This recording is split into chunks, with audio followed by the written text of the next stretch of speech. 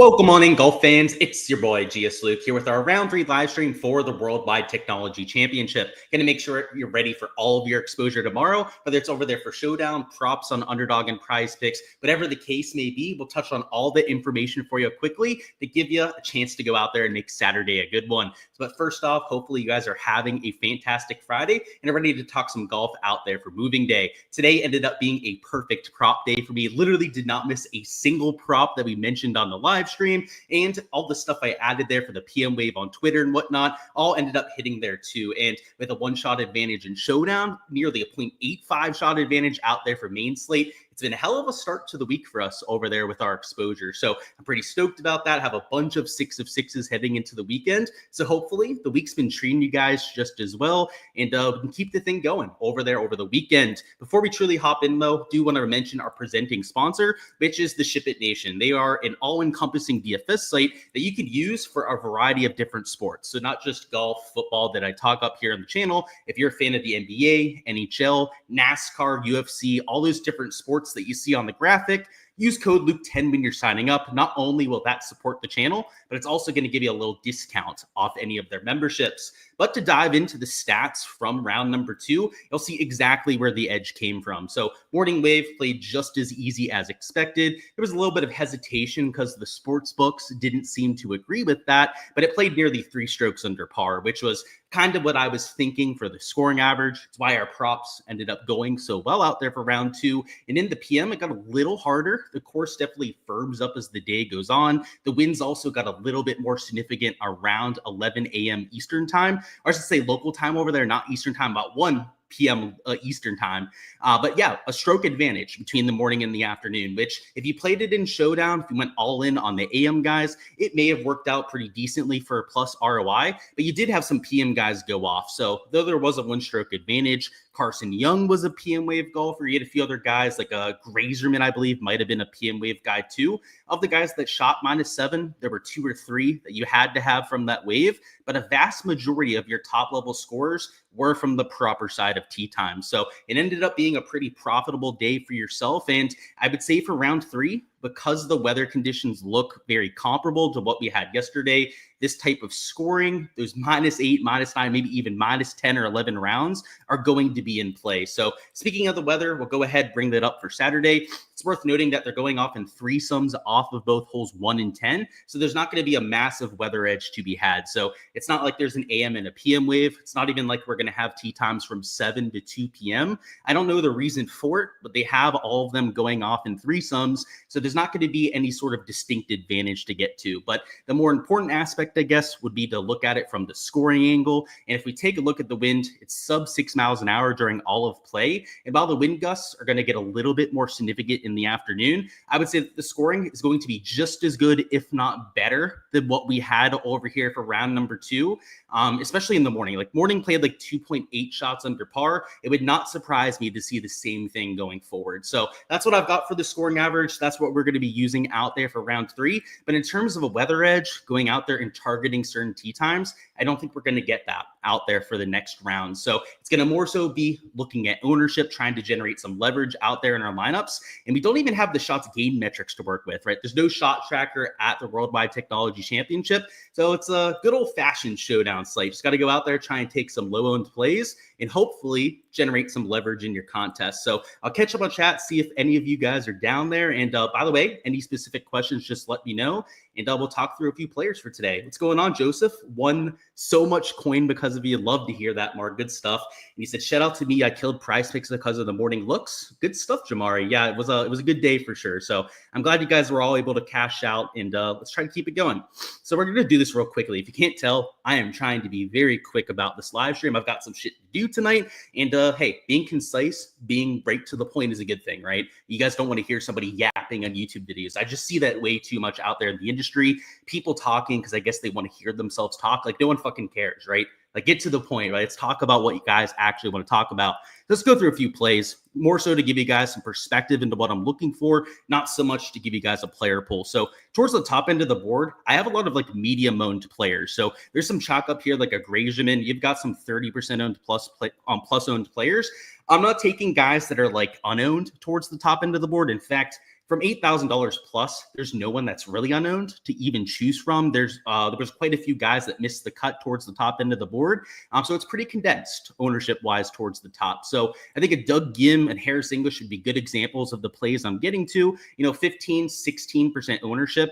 It's not low, as I've already mentioned, but in comparison to guys like a Grazerman and McNeely, who I've got at about 30%, I'd rather take a player like a Gim in English that had solid form heading into this event and somebody who's going to be double the ownership later on. So it's not really the weather that we're leaning into here. It's just good old game theory, right? If these guys are going to be half the ownership of the other guys up top, then I'll play the guys that are lower owned. I'll play that game theory edge and I'll play the game, as some people would say. I've got JG Spawn in the pool as well. He's here at about 14.5%. He's also $8,800. So he's a little bit cheaper than I think he should be. And also about average ownership there in that 8K range. I'm also playing some Patrick Fishburne out there for tomorrow, a ball striker. He's been very consistent to this point of the week. A couple solid rounds out there on Thursday and Friday. And once again, is about average ownership there towards the bottom end of the 8K range. So I prefer him over chalkier options like an Austin Eckroat, who I've got over 20% ownership. So it's not like I think they're unplayable, as you've probably heard from me on Showdown live streams in the past. If there's a place to go out there and play a slightly higher owned player, it is towards the top end of the board. But when we have a slate where there's no weather edge because it's off of holes 1 and 10, where you don't even have shots gained metrics to look into players, you've got to find a way to go out there and generate EV. And for me, is all going to be game theory. So that is pretty much my entire purpose throughout my player pool. Next up, we got a Daniel Berger. He's about 9.8% owned, which is actually a leverage play in this portion of the player pool. You've got guys like Echeverria well over 20%. And somebody like Svenny, who's not even playing that well, he's close to about 15% ownership. So this 9.8% number over there on the Daniel Berger is a lot lower than some of the other players around him, which is, it's not the only reason I'm playing Berger. A lot of these guys that we've already gone through were players that I've either talked up this week, maybe talked up over the last 2 weeks as plays on the channel. They're guys that are playing solid golf that fit a birdie fest like what we have this week, and they're all relatively low owned. Next up, we got Chesson Hadley. I talked him up yesterday. I played him in round 1 in my main slate lineups out there for this week. He continues to make a shit ton of birdies, but completely gives it away towards the end of his round. So hopefully one of these days we can get him to make those birdies and not give it away in his last 4 or 5 holes. But he's posted a ton of birdie production. So we know that the putter's been hot. We know that he's hit enough good iron shots to get the job done. Just needs to clean things up a little bit. Harry Higgs, I should say, there at $7,100.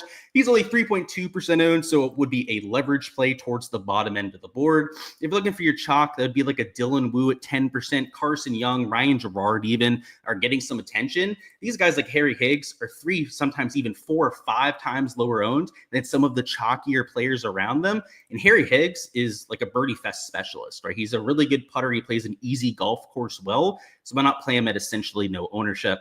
We got a Trace Crow, another one of these easy course killers. He's played well in the fall swing. He's also played well at some of the alternate events that we've had on the schedule. So 2.1%, I'll mix him into a few lineups. And then the last play we're going to go through, I told you guys, we're going to be really quick about this. By the way, if you have any questions, I'll still touch on all of those. But unless you give me questions, we're going to be done after David Lipsky here. Is $6,700 Lipsky. So he's only about 2.7% owned. I loved him heading into the week. He was one of my top players I was looking for a potential bet. Couldn't get enough odds, so I didn't take him for an outright bet, but he really fit this golf course well, and I used him in a bunch of my DFS lineups. So -6, it's nothing earth-shattering over the first few rounds, but he's, kind of going under the radar with some solid golf, and you're going to get sub 5% ownership on that kind of player. So towards the bottom end of the board, you're not going to see me playing any of that donkey chalk when it's a slate where we don't have much to lean into, right? Really the only edge that we have out there for tomorrow, and I hate to say the only edge, because if you watch the broadcast like I did, right, some of the guys that looked good from the eye test, but the real tangible edge that all of us have, even if you didn't watch the broadcast, is ownership, leverage, playing against the rest of the field, knowing that golf is a 4-letter word and extremely variant sport for DFS.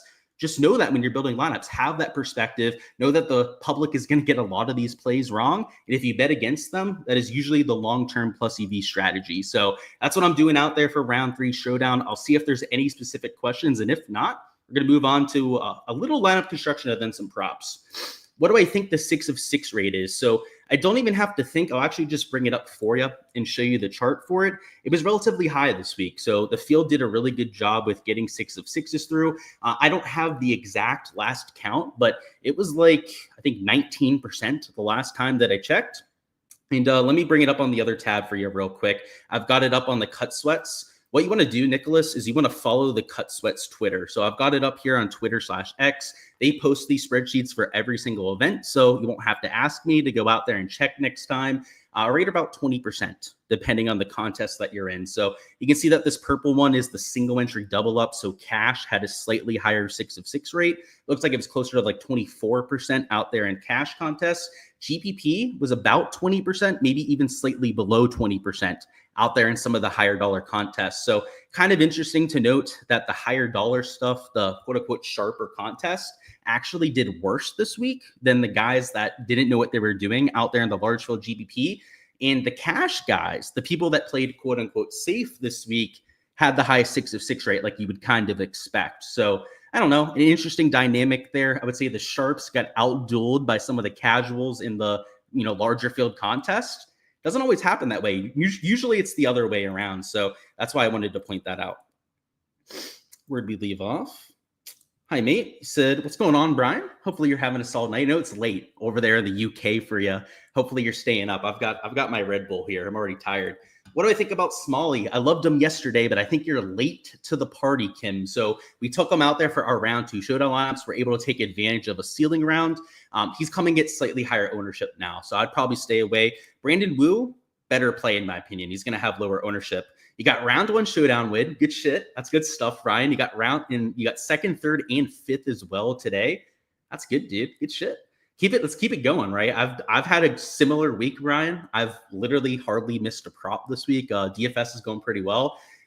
It can only go downhill from here, unfortunately. So hopefully we can keep it at that same level.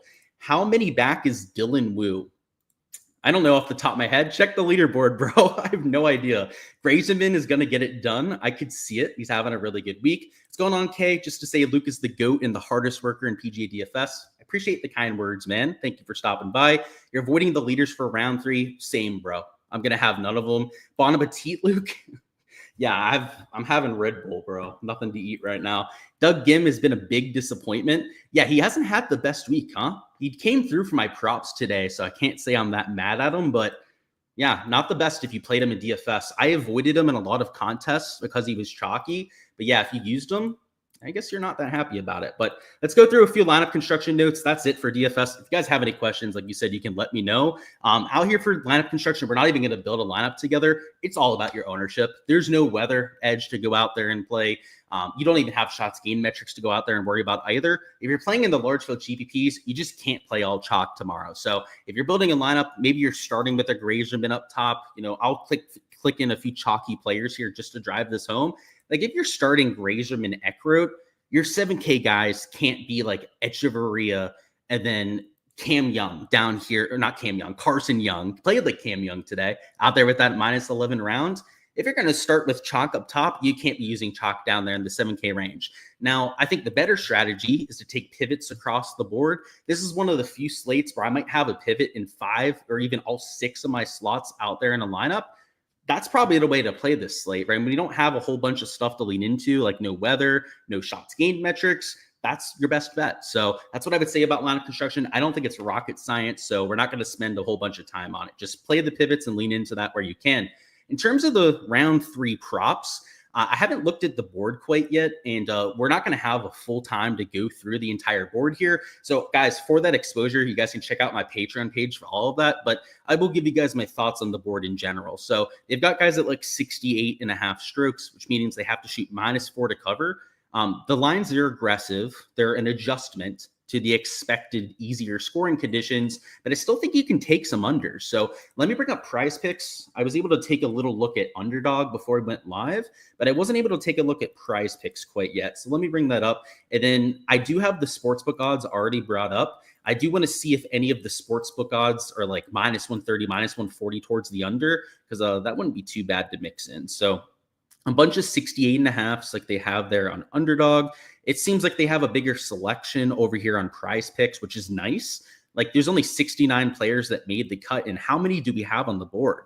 4, 8, 12, 16, 20, 24, 28, 29. So we have almost half the field on the board. So that is a huge improvement, I would say, out here from Prize Picks. This is the kind of board we normally see for like a big boy event when we have like all the world's best playing, maybe even a major championship. We get a field this, a board this big.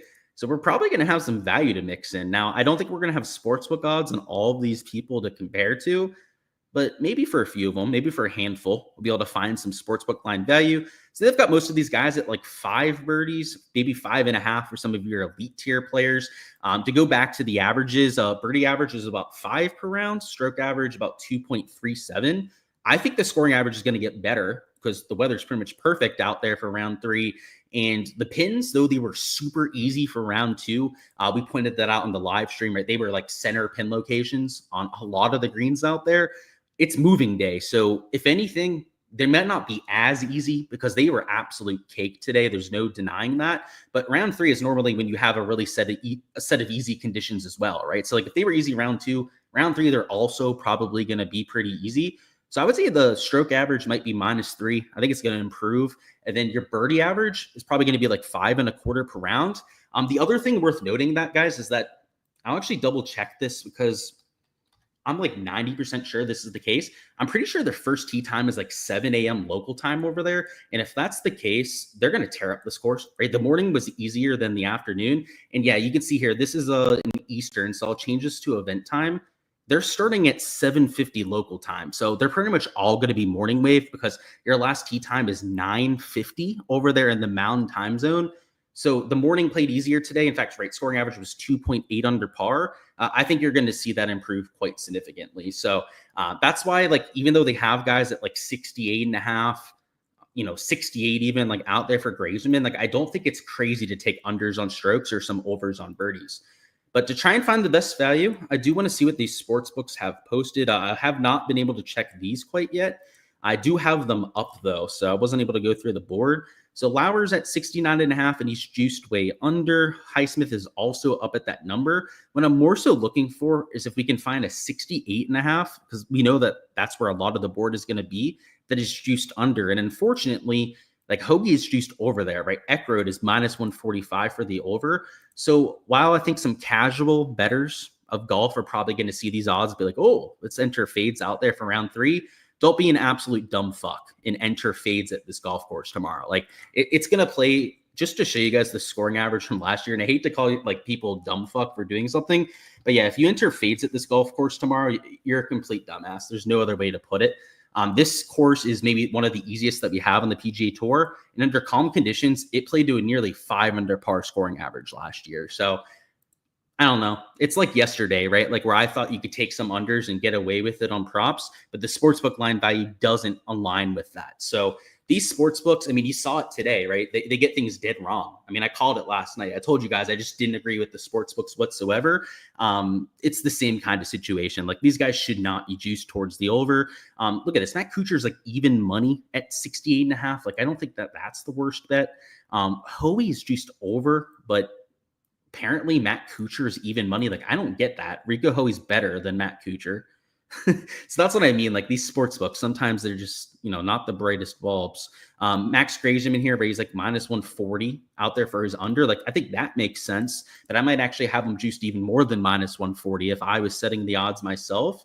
Ben Griffin's about even money. So I guess if you were going to take some unders just for the sake of like saying that you're not entering something that's negative EV, right, compared to the sportsbook odds, is maybe you find some of the ones that were even money and take them for unders. But like even like I think Hoey was a great example of that. Like he shouldn't be -140 over. Like Tom Hoagie shouldn't be -140 for the over.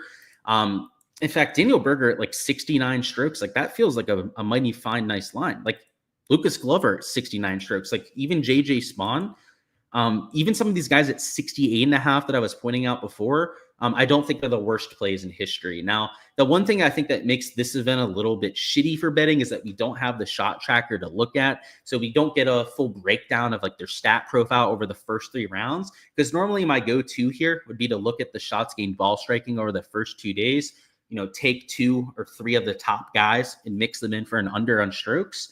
but we're not going to have that liberty this time around. So I've got to hop on out of here, guys. We're at the ended allotment for this live stream that I've got, but it's going to be some unders on strokes or some overs on birdies. You're going to have to be selective about it. I don't think you can just like play the whole board and get away with it and win money.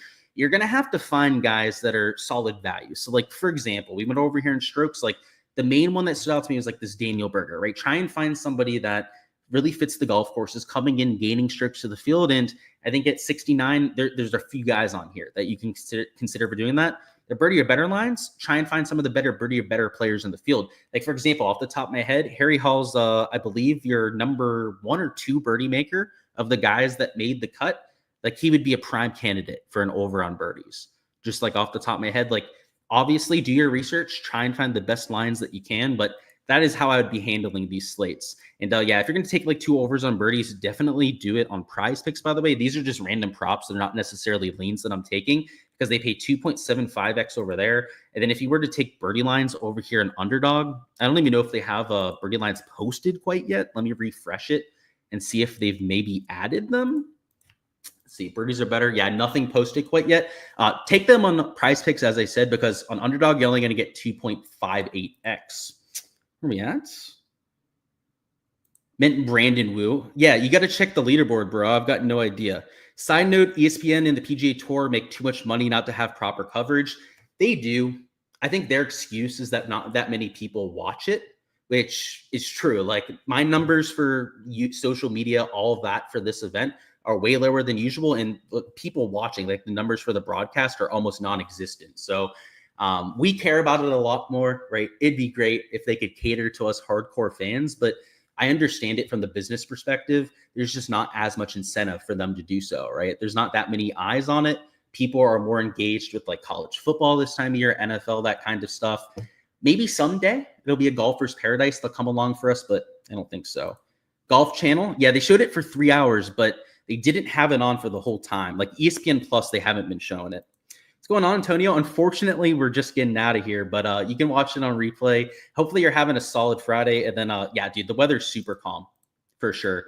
It looks like it's going to be calm pretty much the entire day, but especially in the morning, like you were saying. All right, guys, that is all I've got for the live stream. Hopefully you guys have a fantastic night. Let's go out there, have ourselves a moving day, and best of luck with all of your exposure there.